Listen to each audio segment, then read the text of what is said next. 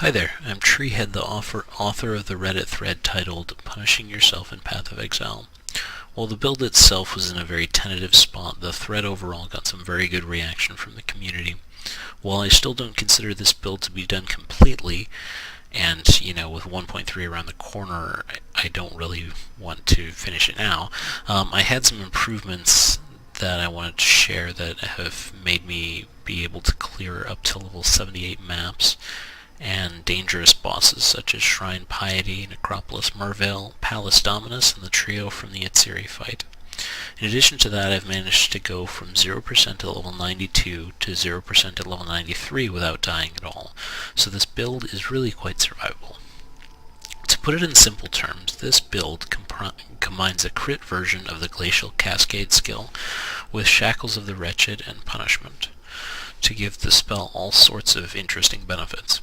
For starters, cast when damage taken is used to apply Frost Walls.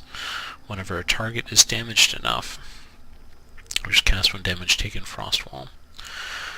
Whenever a target is damaged by me enough to reflect enough damage to pass the level 1 cast when damage taken threshold. This is a major defensive benefit, as many melee enemies, for instance the Atziri trio, and many ranged enemies, can have their damage negated or greatly reduced by putting up a frost wall between your character and the enemy. In addition, Frost Wall also pushes the target back, which can be used to proc subsequent hits of Glacial Cascade or just interrupt damage for a time. Similar to the Knockback support gem, which is a popular support gem to be used with Glacial Cascade for this reason. Apart from Frost Wall, cast when damage taken is also used to proc blind and power charges through two different piercing gems in my chest.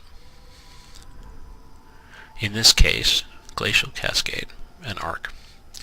Finally, to give ourselves a safety net, we use a level 1 Warlord's Mark and an Immortal Call to limit the amount of damage that we take. Keep in mind that the trigger for not taking Immortal Call damage from yourself is based on when you are casting the spell and not when the damage is reflected. This means that if your curse is not up and you have some resistant enemies, or you're taking more than the normal amount of reflect, or etc. in weird situations, it is still possible to one-shot yourself. On the flip side, if Immortal Call is up when you cast Glacial Cascade, it will protect you from every hit that Glacial Cascade could potentially reflect. This is counterintuitive, but it can be evidenced by the notion that, when you're shooting someone, oftentimes you'll see multiple frost walls appear in front of them, and if Immortal Call triggered between hits, that would not be possible. In any event, this setup is not only has us proccing frost walls to protect us from enemies, but it also has us effectively using a 10-link Glacial Cascade, which is Glacial Cascade supported by Knockback from Frost Wall, Power Charge on Crit and Blind from the level 1 piercing spells linked to cast from damage taken, Spell Echo from Pledge of Hands, Life Leech, increased area, concentrated effect, increased critical damage, and added chaos support gems, and that 10-link spell for the cost of a 7-link spell. While a 10-link is somewhat of an overstatement for the amount of damage that we deal, it's not as much as you would think. We deal a lot of damage. I've changed a number of things about this character from last time, and at this point I would like to take a look at them. First, I've re-geared a bit. The prior version of this character, which was mainly a proof of concept character, was wielding Malachi Simula for blood magic and dual-wielding Apep's Rage to make as much use as possible of the added chaos damage, since Glacial Cascade scales quite nicely with added damage effects. Since then, I've realized that by swapping out dual Apeps, which did more damage as a 6-link spell, for Pledge of Hands, that Pledge of Hands actually deals more damage because it is effectively a 7-link. In addition to this, since we're using a staff, we can use the 5 or 6 link in our chest to fuel the level 1 cast when damage taken gems, which free up one of our 4 links for other things like auras. On the topic of auras, I'm currently running Herald of Ice, Clarity, and Purity of Lightning aura.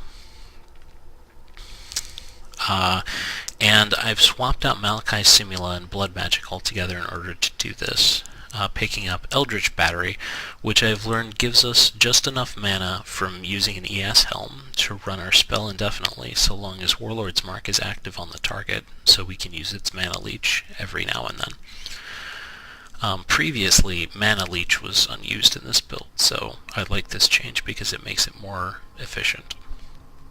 While I did originally try to make use of Mind over Matter in addition to the other changes, the consistent and sometimes spiky damage you take from Punishment severely hampers your mana pool's ability to sustain the mana cost of a 7-link spell. Instead, I'm using a 6-link Lightning Coil to lessen the damage. Lightning Coil is not quite as good as I had hoped, as it turns out you can't shock yourself through reflected crits. All the same, Lightning Coil and Shackles of the Wretched have the neat combination that when you are shocked once, potentially from a smaller physical hit, you cannot be shocked again for 3 seconds.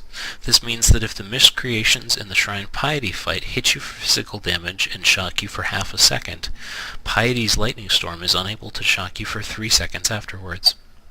I've updated the rest of my gear as well, switching to Wind Screams instead of Dodra's Damning, and relying on a very fast cast Lightning Warp to get away when needed, since the movement speed on Windscream is notably less.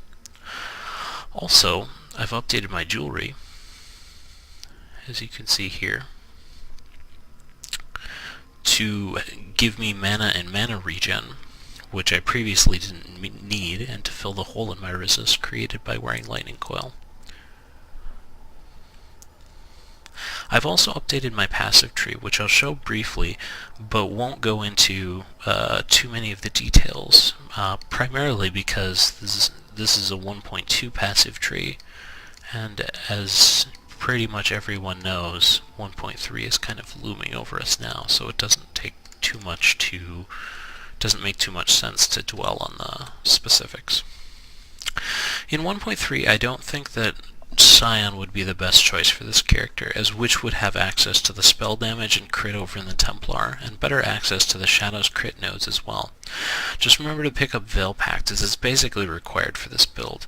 I hope you've enjoyed my update of this character concept. Barring patch notes, this is the build I'm hoping to play in the upcoming leagues, so hopefully I'll have more information and a guide to come following that league. If you like this build, check out the rest of my YouTube channel for other builds such as the almost trivial Itsiri Trio, Shrine Piety, Palace Dominus, and other videos showcasing this build. Thanks for watching.